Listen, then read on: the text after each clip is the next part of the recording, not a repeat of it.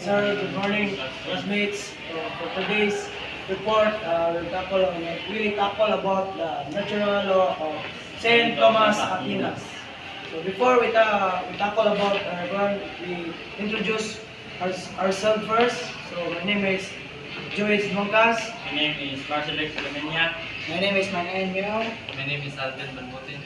So we are the group 6 that who report about the natural law of Saint Thomas Aquinas.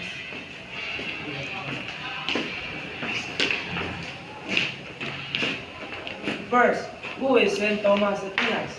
Saint Thomas Aquinas was born in 1225 and his death is 1274.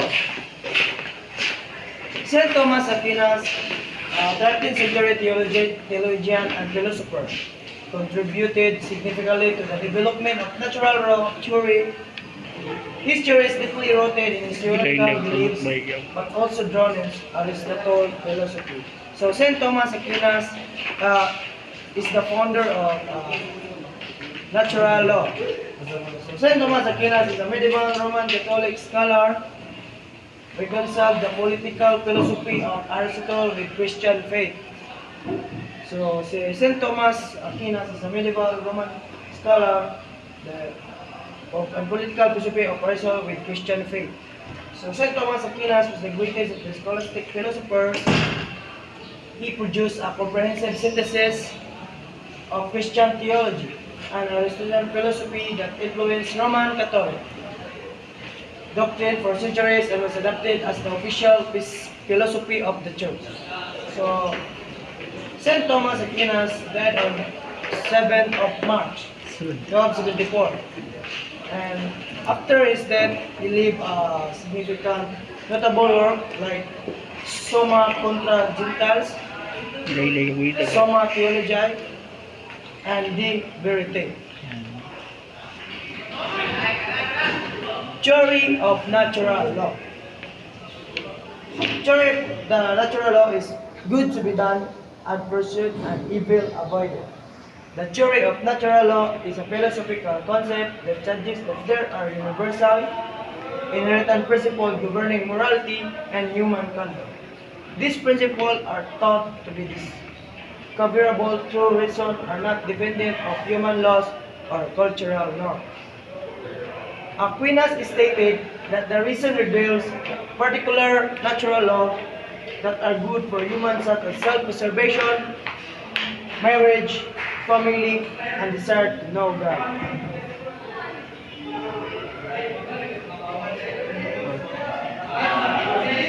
Four kinds of law according to Saint Thomas Aquinas that will discussed by Alvin Balbutin.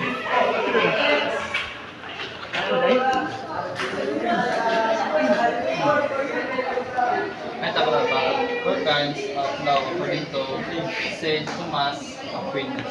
First is the divine law. Aquinas believed that there are three types of law. It's the divine law and human. Divine law, according to Aquinas, is the highest law, which is derived from God's eternal law. This law is revealed through religious text and divine revelation.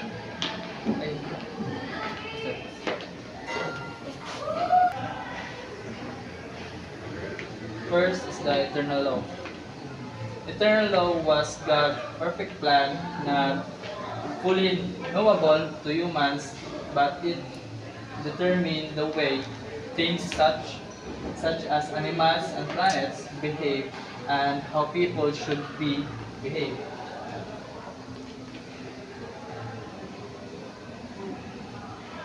And the second is the natural law. Natural law, according to Aquinas, is a moral law inherited in human nature. It is based on reason rather than revelation. Aquinas believed that the humans have an innate sense of what is morally right or wrong, and this is understanding is deprived from our rational nature. Natural law is universal and unchangeable. Last. The last is the human law. Human law is derived from natural law, but is enacted by human law. Human law is derived from the natural law, but is enacted by human authorities for the governance of societies. It includes laws established by governments, customs, and legal precedents.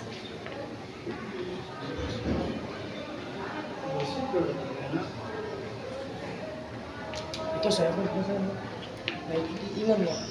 Absolute morality. Morality of the natural law. Objectives, moral standards. Natural law theorists argue that moral principles are objective and independent of human opinions.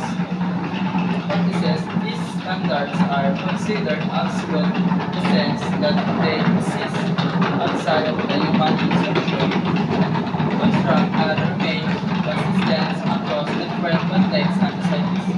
Universal applicability. According to the absolute morality of natural law, moral principles are applicable to all humans, Kasi lang ito yung regardless of their personal beliefs, cultural backgrounds, or social circumstances. These principles are seen as universal binding on all individuals, regardless of whether they recognize and accept them. Inherent human nature. Proponents of absolute morality often ground natural law in the idea of inherent human nature. They argue that certain fundamental aspects of human existence, such as the pursuits of are applicable versus knowledge, social cooperation, and the preservation of life, provide a basis determine moral truths that are applicable to all individuals. Immutable principles. Absolute morality holds that the moral principles derived from the natural laws are immutable and unchangeable. They are not subject to revision or alternation based on the shifting social norms or cultural practices. Instead, they are considered timeless truths that remain constant throughout history. Guidance for ethics and law. Advocates of absolute morality argues that natural law provides a reliable foundation or ethical decision making and the formulation of just law. By adhering to absolute moral principles, individuals and societies can ensure justice, promote human flourishing, and uphold the common good.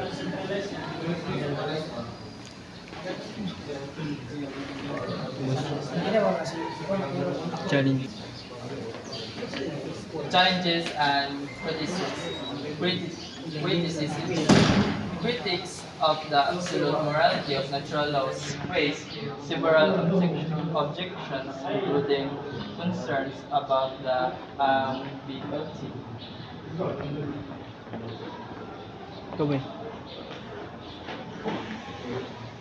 Primary precept of natural law. Primary precept opinions that identify primary precept of a natural law, which are general principles that guide human conduct. This includes preserving life, procreation, living in society, seeking knowledge and truth, and the worshiping God. These precepts are seen as evidence and serve as the foundation for morals. First is the first principle of natural law are altogether unalterable, and there are general to worship good God and to love one's neighbor, preserve life, procreate, educate, life principle in society, worship God. Secondary precept of natural law. Secondary secondary precept. From the primary precept, Aquinas derived secondary precepts which are more significant roles applicable to particular situations. These secondary precepts are not of universal applicable but are determined through practical reasoning in specific context. These are more specific such as to only have one husband or wife. They have to be estimated in the context of the situations. There are unalterable individuality truths but can be changed in some particular rare occasions. It si Dios non Delator, report by Joey Dumancas.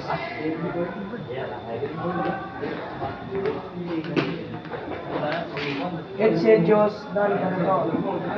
So, Etse Dios dan Deretor is a Latin phrase that translates to if God did not exist.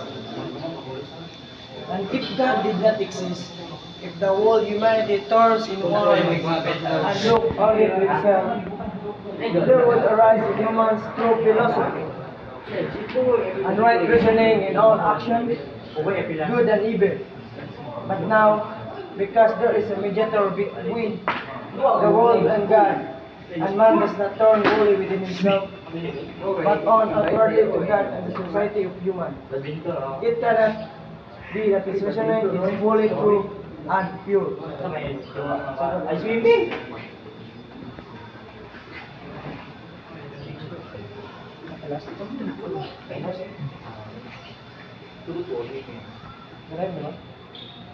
Etse Dios non Deritor encapsulates philosophical inquiry into the relationship between religion, morality, and human existence, inviting contemplation on the nature of ethics in a world where the existence of God is absence of absence. Conscience and natural law will be discussed by Miro. Conscience and natural law. Conscience and natural law are interconnected concepts of moral philosophy, often discussed in relation to ethical decision making and the formation of moral judgment. Here, how they relate to each other. Conscience. Conscience refers to an individual internal sense of right and wrong, serve as a guide for moral discussions making a behavior. 2. It is often described as the voice of the person that assists the morality of their actions and motivate them to act in according with their moral values or beliefs. 3. Conscience is shaped by the various factors, including upbringing, cultural influence, personal experience, religious beliefs, and moral education. 2. Natural law.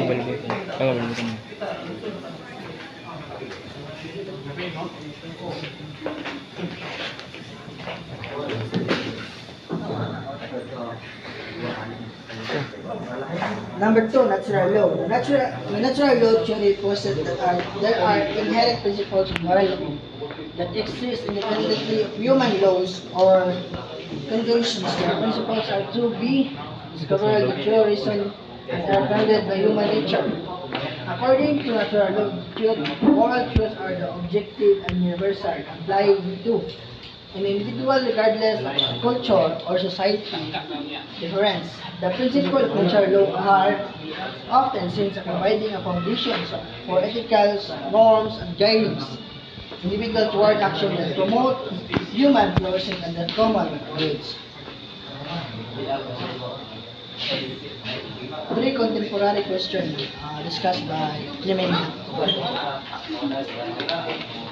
Three contemporary questions. Who am I? To me, state natural law is the identity of human person. Who do I want to be? The human person's self-knowledge is dynamic that is always open to the direction set by what one wants to make of himself or herself. How can I get there? also fully utilize the sound judgment of human reason and evaluate the best route to get to the goal decided upon. The relational and perfection of love and Aquinas. In the thought of Saint Thomas Aquinas, love is central to his understanding of both human nature and the divine. Aquinas discussed the love extensively and his works particularly in his Summa Technologic and Theologica and Summa Contra Genetilis. Here's a look at how Aquinas conceptualized the relational of perfection effect of love. First, rational aspect of love. Number one, for Aquinas, love is fundamentally relational. In loving both the lover and the beloved, love establishes a connection between the lover and the object of love, whether the be another person, God or good. Second is, Aquinas distinguished between different types of love, including love of friendship, amor, and love of concupiscence, amor, concupiscence, love of friendship involves a mutual bond between individuals based on her value and affection, while love of concupiscence is more self-centered, focusing on the desire of personal gratification. Number 3, Aquinas also discussed the theological virtue of charity, which is the highest form of love according to Christian theology. Charity in love, involving God above all else and loving other for the sake of love. Love God. The relational and perfection of love, Aquinas. Number 2, perfection effect of love. Number 1, Aquinas sees love as a transformative force that leads to the perfection of the human person. Through love, individuals are drawn closer to God, who is the ultimate source of love and perfection. Number 2. Love is seen as a dynamic process of growth and development, leading individuals to become more virtuous and aligned with the divine will. Aquinas emphasized that love involves both the voluntas and the intellectus, as individual freely choose to pursue the truth and understanding the truth. Number 3, according to Aquinas, love is perfected through the cultivation of virtues such as charity, kindness, and compassion. These virtues enable individuals to love more fully and authentically, reflecting the divine love as animate all creation.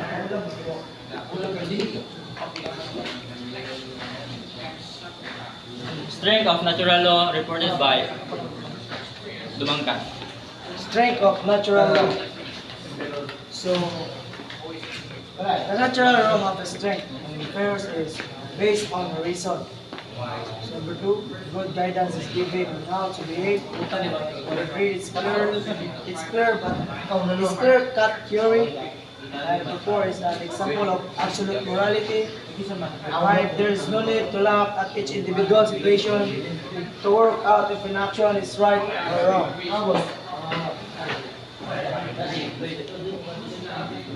Weaknesses of natural law. First, based on the perceived sense of purpose with nature, it is based on the assumption that we are rational human beings. Number three, based on the belief in a creator of God. Therefore, it takes no account of individual circumstances or situation. So, conclusion. Overall, Aquinas' natural law theory has had profound influence on moral philosophy, jurisprudence. Conclusion. Overall, Aquinas' natural law theory has had profound influence on the moral philosophy, jurisprudence, and theology.